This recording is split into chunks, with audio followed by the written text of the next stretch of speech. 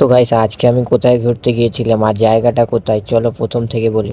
আসসালামু আলাইকুম, শুভ সকাল সবাইকে।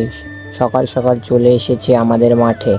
কারণটা বেশ মজার, আজ মাঠে লঙ্কা ও কপির চারা ফেলা হবে। তো তার জন্যই মাঠে আসা, কারণ কপির তালাটা খুঁজতে হবে। কাজ গুছিয়ে নিয়ে আবার সোজা বাড়ির পথ ধরলাম। কিন্তু বাড়ি ফিরলে কি আর ছুটি আছে? চারা ফেলার পরে যে তালাটা ঢেকতে হয় ওই জন্য কঞ্চি লাগে, তাই জন্য আবার চলে আসলাম কঞ্চি কেটে নিয়ে বাড়ি। কঞ্চি কাটা শেষ করে দেখলাম দুপুরের সময় হয়ে গিয়েছে।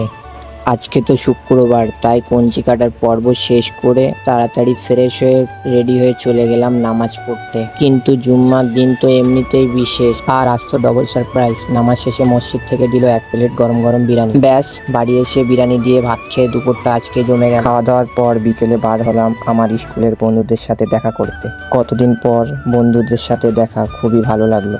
প্ল্যান হলো 3 জন মিলে আজকে কোথাও ঘুরতে বার হব। কত স্মৃতি, কত আড্ডা, সময়টা এক নিমেষেই যেন কেটে যাচ্ছিল। ঘুরতে ঘুরতে চলে আসলাম আমরা এক গ্রাম বাংলা অপূর্ব সুন্দর জায়গায়। চারপাশের পরিবেশটা এতটাই সুন্দর ছিল যে মনটা একদমই জুড়িয়ে গেল।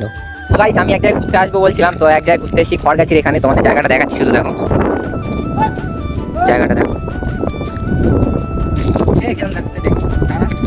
তোমার কেমন লাগছে এখানে এসে? মারাত্মক ভিউ লাগছে এখানে, খুব সুন্দর জায়গাটা কিন্তু দেখো। বেশ কিছুক্ষণ জলকারের পাড়ে বসে গল্প ও আড্ডা দিচ্ছিলাম। সন্ধেবেলা আমাদের ইচ্ছা হলো ফুচকা খাওয়ার, ওই জন্য ওখান থেকে চলে এসেছিলাম সাতুলিয়া বাজারে। এখানে এসে জম্পেশ করে খেলাম সবারই প্রিয় ফুচকা।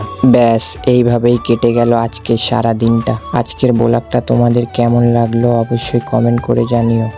ভালো লাগলে লাইক কমেন্ট শেয়ার অবশ্যই করো।